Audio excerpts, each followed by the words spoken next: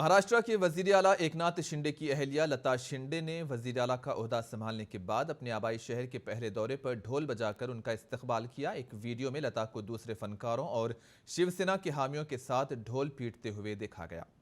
इससे पहले थाने में शिव सैनिकों से खिताब करते हुए शिंदे ने कहा कि वजीर आजम मोदी ने उन्हें मरकजी हुकूमत की हिमायत का यकीन दिलाया है, यहाँ तक कि मरकजी वज़ीर दाखिला अमित शाह ने भी अपनी मुकम्मल हिमायत का इजहार किया।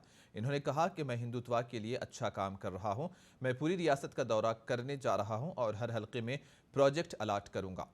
रियासत में मुकम्मल तब्दीली भी आएगी और मैं ज़्यादा मुबालगा आराई नहीं करता, मैं काम करता हूँ और फिर बोलता हूँ।